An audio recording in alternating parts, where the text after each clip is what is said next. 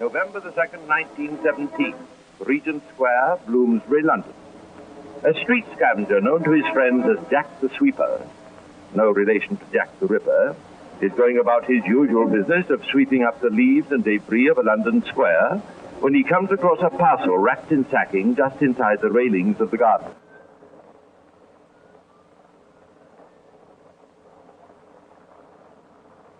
Hello, what's this? Somebody left some old clothes here or something, eh? Let's have a look. What is all?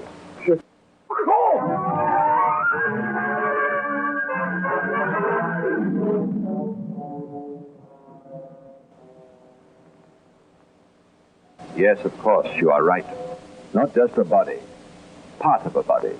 Headless, legless, and handless.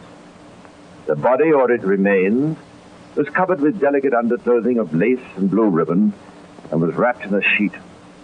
There was also a torn piece of brown paper on which had been scrawled Blodie, Belgium. Bloody, Belgium. Have you found anything else, Sergeant? Yes, sir.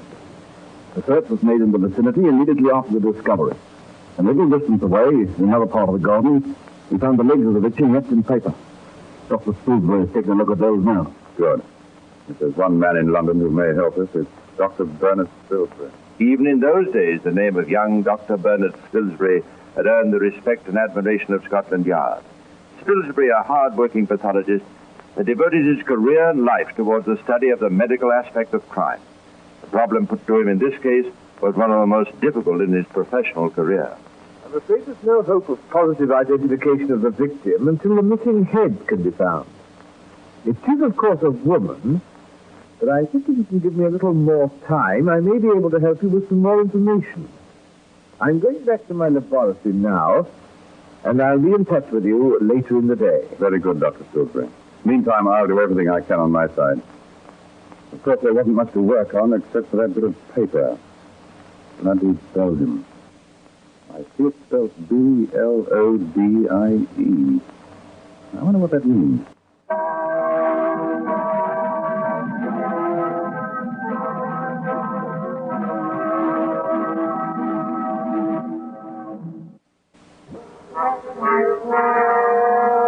Although World War I was at its height, London was horrified by the atrocious murder of this unknown woman.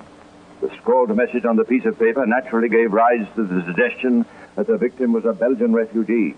Meantime, the investigation, in the hands of Chief Inspector Frederick Wensley, one of the toughest, shrewdest, and most relentless detectives who ever served Scotland Yard, went forward.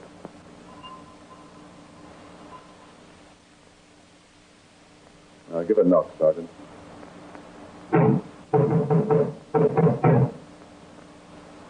More sound? I don't like it. All right, Sergeant, we'll break the door down. Very good, sir.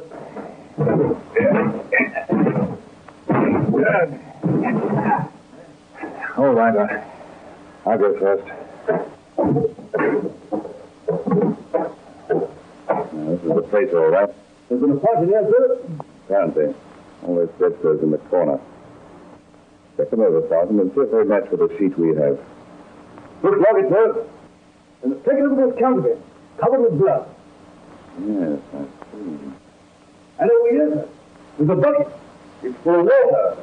Looks as though there's blood in it, too. Yes. The murder may have been committed here. All the same, there are one or two things I don't quite understand. We'll get Dr. Bernard Spilsbury along and see what he thinks of it.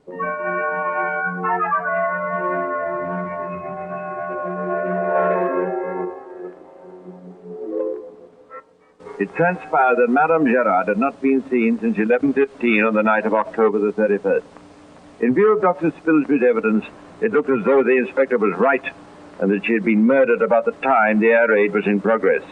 According to witnesses, Madame Gerard had left her flat late that night to take refuge. Back to the flat in Munster Square went Inspector Wensley and his assistants to search it yet again for possible clues.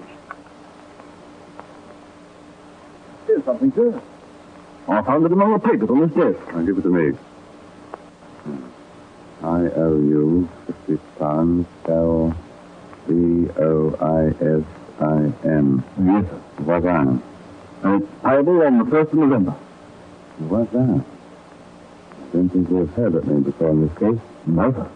That name's been among the witnesses. I'll ask the landlord to see if he knows anybody called Voisin. The landlord proved to be a very loquacious man. He most certainly knew Voisin. He knew all about it. He knew all about all the residents in the flats in Munster Square. The difficulty was to keep him on the subject in hand. Voisin, it seemed, used to be a friend of Madame Gerard's husband, who was a French chef, and Voisin, being a butcher, they had much in common. Gerard used to buy supplies from Voisin at his place in Smithfield Market. Then Gerard went abroad to fight for France. Afterwards, then, the landlord, Mrs. Gerard, acted as a sort of housekeeper for Voisin, but now she had been at the present flat for some time. Voisin still lived at Charlotte Street, Fitzroy Square. It's funny you should ask about Mr. Voisin. I hadn't seen him for some time, but he came round here to the house the other afternoon. Which afternoon? Well, it had been the afternoon after Madame Gerard disappeared. The afternoon before we discovered the body. That's right, November the 1st it was. He came round in the afternoon just after lunch. Well, I remember what he said to me. Good evening, Mr. Voisin. You're quite a stranger. I haven't seen you for some time. It's about Madame Gerard I have called. I don't think she's in. Come to think of it, I haven't seen her since yesterday. Well, miss, she'll be away for several weeks. Oh, nothing of that, I hope? No. It's nothing important. It's just to tell you that she'll be away. Oh, I see. Oh, by the way, I have to tell you that Madame Gerard is expecting a sack of potatoes. And she says, would you be good enough to take them in while they're delivered, you know? Yes, of course I will. And tell Madame Gerard I hope we'll see her back very soon. Yes, I'll tell her that. And that's the last time I've seen Mr. Voisin. What else do you know about this man? Well, I know he's got the key to Madame Gerard's flat because I saw him letting himself in there. Oh, that's interesting. Yes, what's more, I reckon it was his money which used to pay her rent. Have you got any proof of that? Only she used to pay me every Friday after he'd been to see her. And if he was late or didn't come, then I noticed she didn't pay me until he'd been. And he used to be his housekeeper? Yes, sir. But I think they was pretty good friends.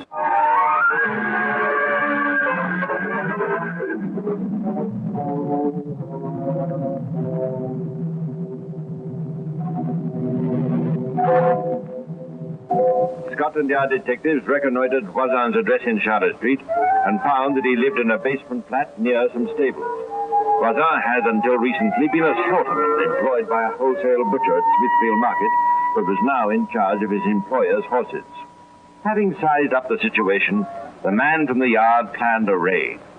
That afternoon, Voisin, together with a woman friend, Bertha Roche, were seated in the living room of their flat when suddenly...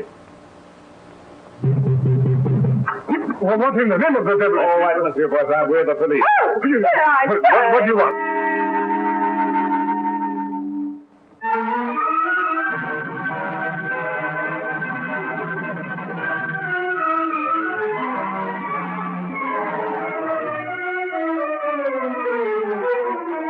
What the yard wanted was evidence, and Voisin's flat told a terrible story. The doors and walls were spattered with blood.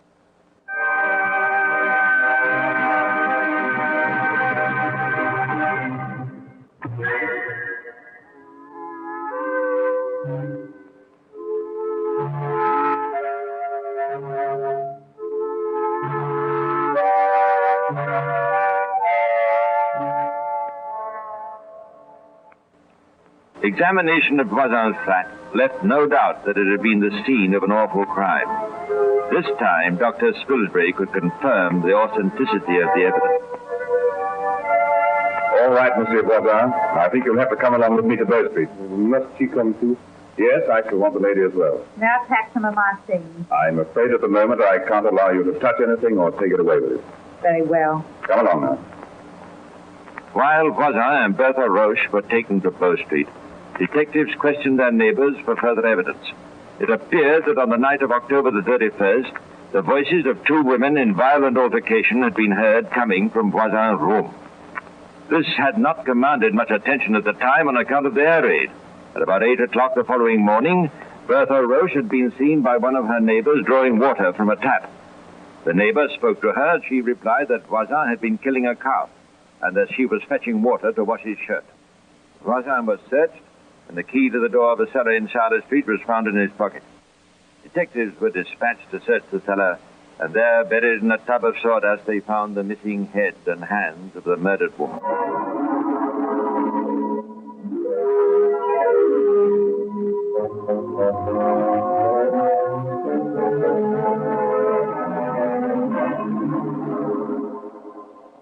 Voisin and Bertha Roche were detained at Bow Street for the night, while Wensley carefully considered the evidence against them. It was a matter of common sense that one or the other, or both of them, had murdered Madame Gerard.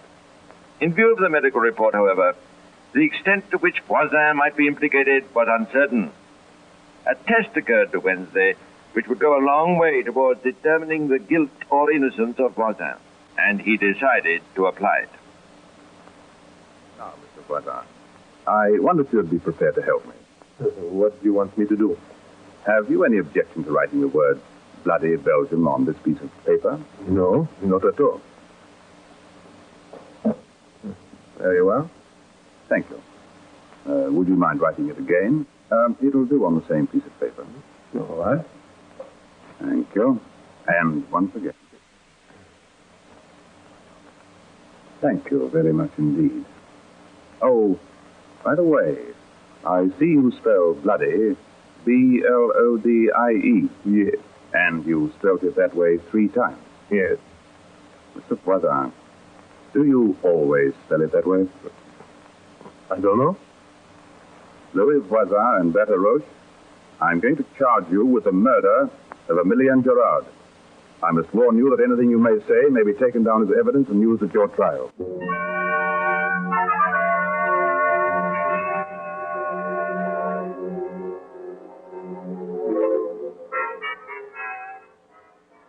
Two days later, Voisin volunteered a statement.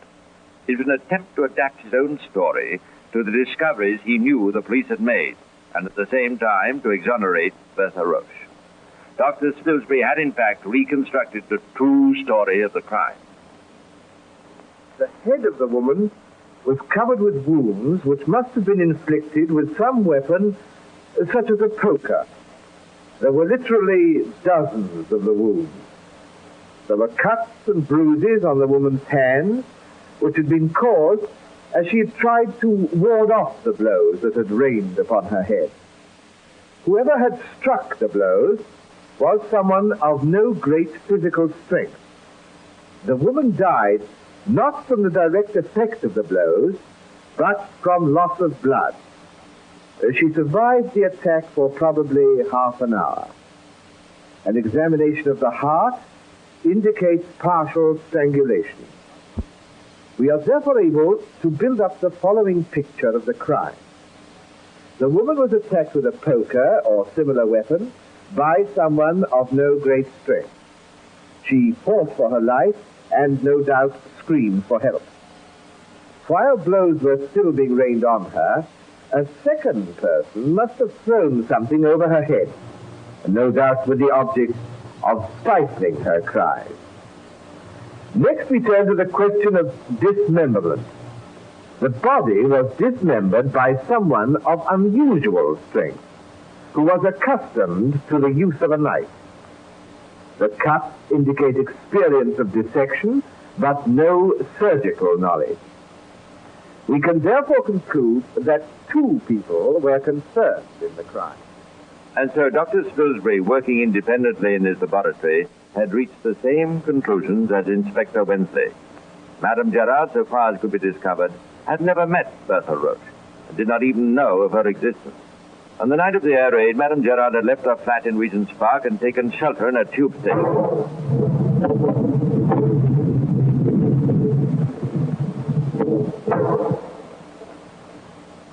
The rest can only be surmised, but we can imagine that when the all-clear signal was given, the crowd of frightened refugees was turned out so that the tube station could be closed for the night.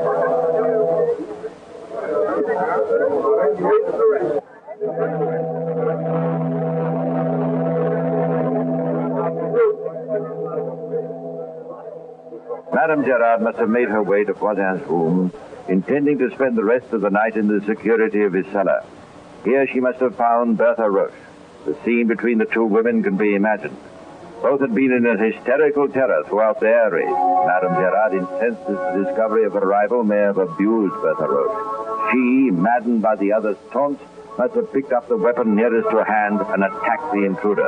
Voisin, sleeping in the next room, must have been awakened by the noise, rushed into the room, thrown a towel around the head of the screaming woman. The blows and suffocation must have continued for some time, until finally Amelia and Gerard lay dead.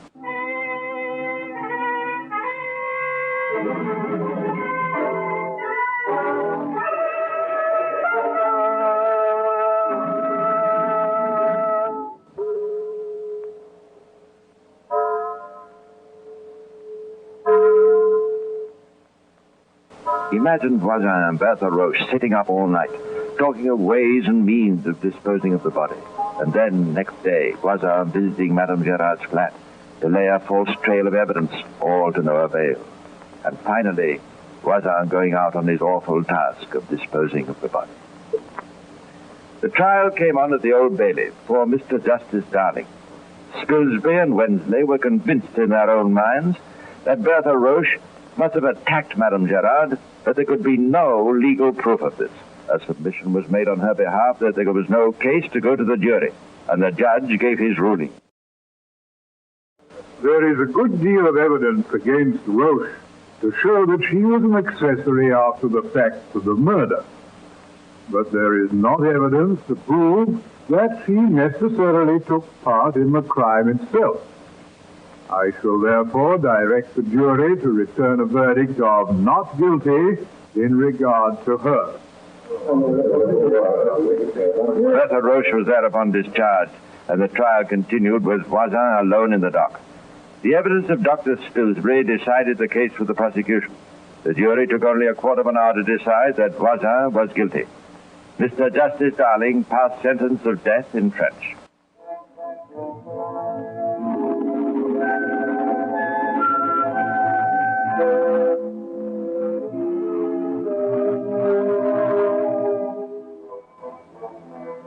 On the day before Voisin was executed, Bertha Roche appeared at the Old Bailey and was sentenced to 7 years penal servitude as an accessory after the murder.